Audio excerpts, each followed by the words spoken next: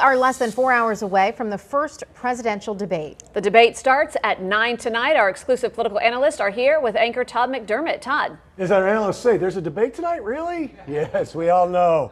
Former GOP State Representative Adam Hasner is here, as well as our former Democratic U.S. Congressman Ron Klein, to break down what the candidates need to do. Adam, I want to start with you, get right into it. Donald Trump's made a lot of show of not preparing for this debate. A, do you believe it? And B, does he really need to prepare in the way that most candidates would to be effective in this debate? Well, I think he knows what he wants to come out and say. He does it on the stump all of the time. I think what's most unique, though, is the difference between this debate and his experience in the Republican primary debates, where he had sometimes 8 or 9 other candidates up on the stage with him. This is one-on-one.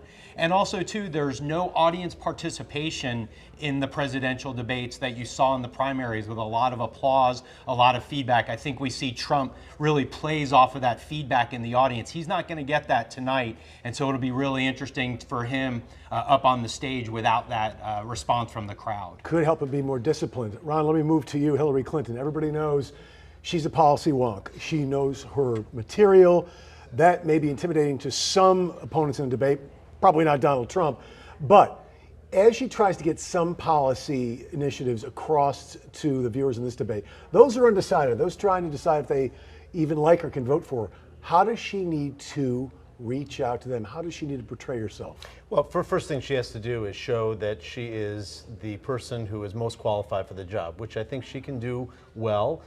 She also wants to show that in the comparison to Donald Trump, that he's less than qualified, or he doesn't have the temperament. I'm sure those kinds of comments will come out as they have before.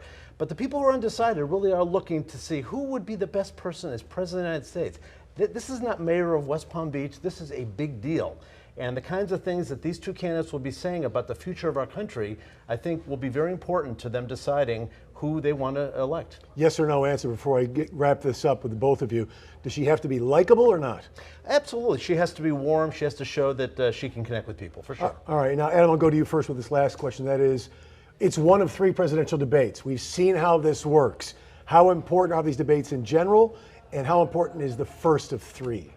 Well, I think they're all important. I think the first one, though, is really going to set the tone, especially in states like Florida, where early voting starts in just a few weeks. So if Trump can come out tonight with the right temperament, demonstrate his ability and knowledge on the issues, I think this could really help continue to move the polls in his direction. So with maybe close to 100 million people watching, this is going to have a big impact. Different time, different candidates, but Ron, I would believe you'd say that the first of 3, if that were the case, Mitt Romney might be the president of the United States right now. President Obama came out very flat in that first debate. We all were concerned as Democrats at the time, and Mitt Romney was prepared. But it just goes to show you that each debate does have an impact. I agree with Adam. Obviously, time is either a friend or an enemy, but clearly I think there will be a lot that comes out of tonight, but there's still time for the other debates to have an impact. One guarantee, this will be a debate unlike any we've ever seen. And that's why we're bringing Adam and Ron back at 11 o'clock. Gentlemen, thank you. Enjoy watching, and we'll watch the debate with you. Tiffany, Felicia.